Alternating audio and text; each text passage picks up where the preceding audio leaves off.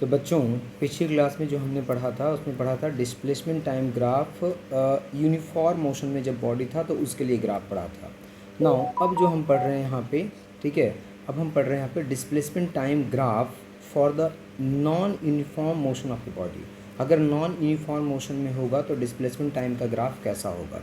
जैसे इधर दिख रहा है ये आपका डिस्प्लेसमेंट है, इधर आपका टाइम है, ठीक है। इस तरह से नॉन यूनिफॉर्म में क्या पढ़ा था कि इक्वल इंटरवल ऑफ टाइम में अनइक्वल डिस्प्लेसमेंट होगा। इक्वल इंटरवल ऑफ टाइम में अनइक्वल डिस्प्लेसमेंट होगा बेटा, तो उसका ग्राफ जो है वो लीनियर, जैसे कि यूनिफॉर्म मोशन में लीनियर आता था, यहाँ पे लीनियर इस तरह से नहीं आएगा बेटा, इस तरह से कर्व आएगा, ठीक है, इस तरह से कर्व आएगा। तो इसमें भी the displacement of the particle in the time interval T2 minus T1 is equal to, मान लीजिए दो टाइम पीरियड हमने लिया, एक T1 लिया एक T2 लिया, तो इसमें डिस्प्लेसमेंट कितना हो गया था, ये x1 हो गया यहाँ पे और ये तुम्हारा x2 हो गया, तो डिस्प्लेसमेंट हो गया x2 माइनस x1, ठीक है। तो this is x2 minus x1, ये हो गया, ठीक है। इसको मिटा देता हूँ, फिर से ये दिखा रहा हूँ मैं सीधे सीधे यहाँ पे कि this is x2 minus x1, ये हो गया आपका डिस्प्लेसमेंट, ये हो गया time T2 minus T1।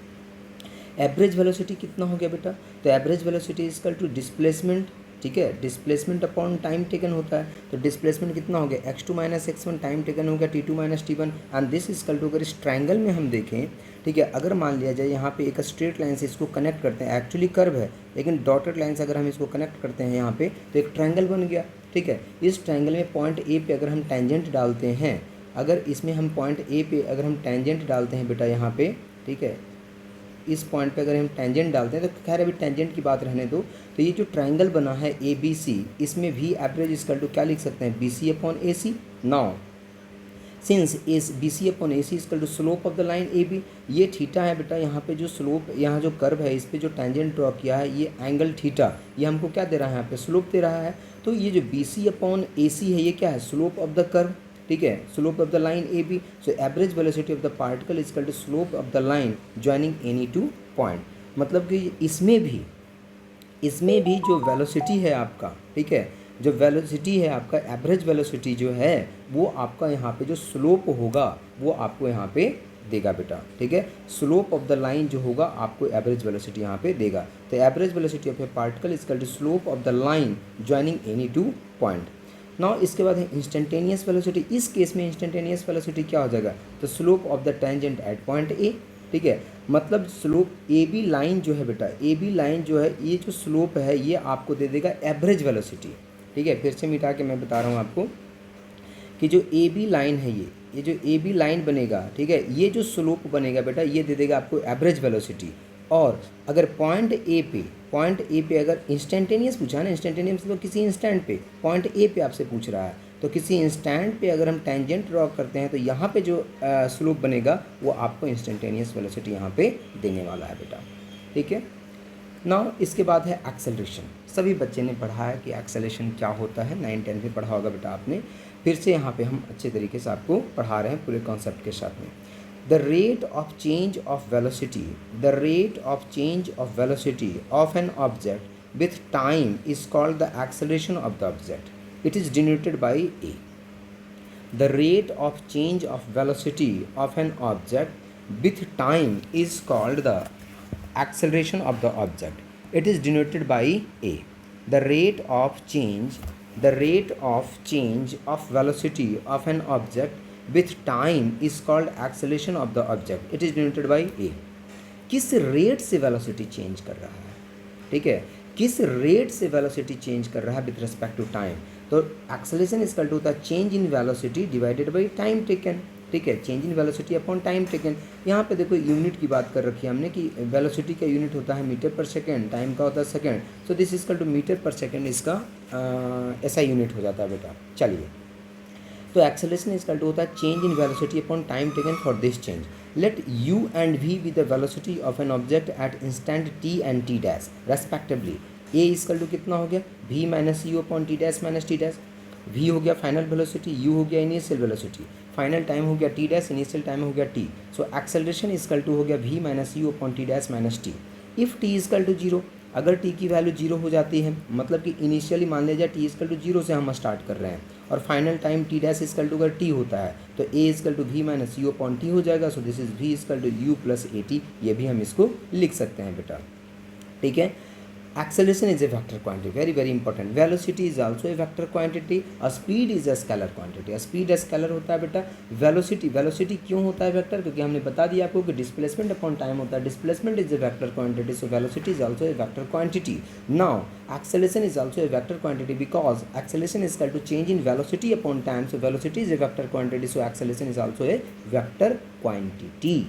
Now uniformly accelerated motion क्या होता है? यूनिफॉर्मली एक्सेलरेटेड मोशन क्या होता है? The motion of a body और an object whose acceleration is constant. अगर एक्सेलरेशन कांस्टेंट हो जाए बेटा, अगर एक्सेलरेशन क्या हो जाए? कांस्टेंट. ठीक है, अगर कांस्टेंट एक्सेलरेशन से कोई मोशन हो रहा है बॉडी में, ठीक है, तो उसको हम बोलते हैं uniformly accelerated motion. Non uniformly accelerated motion क्या होता है? The motion of an object having variable acceleration is known as non uniformly accelerated motion. ठीक है, the motion of an object having variable acceleration is known as non-uniformly accelerated motion. उसको हम बोलते हैं non-uniformly accelerated motion. Now इसके बाद है average acceleration and instantaneous acceleration क्या होता है? Average acceleration is defined as the change in velocity of the object divided by the total time taken for this change in the velocity. ठीक है, average velocity जो होता है, average जो velocity हो, एवरेज एक्सेलरेशन जो होता है, average acceleration is the defined as the change in velocity of an object divided by the total time taken for this change in the velocity. मतलब average मतलब कितना फाइनल हुआ, कितना इनिशियल हुआ. फाइनल वेलोसिटी कितना, इनिशियल वेलोसिटी कितना, और कितने देर में वेलोसिटी चेंज किया है ये, तो change in velocity upon time taken, तो दिस इज एवरेज वेलोसिटी. तो V average is A average is to कितना हो गया? Sorry, average acceleration not velocity बेटा. एवरेज एक्सेलरेशन इज टू हो गया change in velocity upon time taken. ठीक है, एवरेज. इंस्टेंटेनियस की जब बात करेंगे बेटा हम, तो इंस्टेंटेनियस मतलब किसी एक पर्टिकुलर इंस्टेंट पे, मतलब टी इजकल टू किसी एक पर्टिकुलर इंस्टेंट पे, टी इजकल टू 4 सेकंड पे वेलोसिटी कितना था, टी इजकल टू 2 सेकंड पे, एक पर्टिकुलर टाइम पे हम जब पूछते हैं बेटा, तो चेंज वहाँ पे चेंज कितना हो जाएगा. अगर किसी पर्टिकुलर टाइम पे पूछ रहे हैं तो चेंज जो होगा बेटा डेल्टा टी होगा, क्या होगा? Tends to zero. क्योंकि चेंज, अरे 2 सेकंड की बात करें, 2 सेकंड में चेंज कहाँ है भाई, तो चेंज तो टेंस टू जीरो हो जाएगा. तो limit delta T tends to zero average is equal to limit delta T tends to zero delta B upon delta B. और हमने ये पढ़ा है डिफरेंशिएशन में बेटा कि इसको हम a equal to D we upon D t लिख सकते हैं. तो बच्चे हमने पढ़ रखा है पीछे कि velocity, instantaneous velocity is equal to D X upon D T होता है और acceleration is equal to D we upon D T होता है. So acceleration is equal to D we upon D T. अगर वी की वैल्यू हम पुट कर दें, ये वाला वी की वैल्यू यहाँ पे, तो ए इजकल टू डी तो यहाँ पे कितना हो जाएगा? ए इजकल, ध्यान से देखना, D upon D T and V की वैल्यू कितनी है? D X upon D T. So this is equal to D square X upon D T square, D square X upon D T square. ठीक है, तो ये याद रखना है रिलेशन. नाउ इसके बाद है velocity time graph for uniformly accelerated motion. इसके बारे में बेटा हम अब नेक्स्ट वीडियो में, चलो इसको हम कंप्लीट कर देते हैं, उसके बाद नेक्स्ट वीडियो में हम जाएंगे.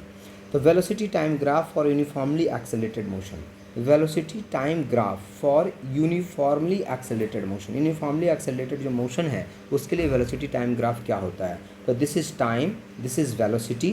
ठीक है, तो यूनिफॉर्मली एक्सेलरेटेड है बेटा. तो v इजकल टू हमने क्या लाया था equation, v is equal to U plus A T था हमारे पास, ऊपर में हमने लाया था. मतलब कि इनिशियल वेलोसिटी जीरो भी हो सकता है और इनिशियल वेलोसिटी कुछ हो भी सकता है. तो अगर इनिशियल, तो आपने इक्वेशन पढ़ा है बेटा, आपने y equal to m x plus c का इक्वेशन हमने पढ़ा रखा है आपको, उसी का हमने यूज़ कर लिया बेटा. यहाँ पे v क्या है? v y एक्सिस पे है, ए क्या है बेटा, ये टाइम क्या है बेटा, एक्स एक्सिस पे है. तो उसी तरह से हम जब ग्राफ प्लॉट करेंगे यहाँ पे, जब यहाँ पे हम ग्राफ प्लॉट करेंगे बेटा, तो यहाँ पे उसी को ध्यान में रखते हुए, y is equal to m x plus c को ध्यान में रखते हुए अगर हम ग्राफ प्लॉट करेंगे तो ये ग्राफ यहाँ पे बनेगा इस तरह से. ठीक है, क्योंकि वो उसी को फॉलो कर रहे हैं ना, Y is equal to C plus M X, M is equal to क्या है यहाँ पे एक्सेलरेशन, एक्स इजकल टू क्या है T, and Y is equal to क्या है V, and C is equal to क्या है यू.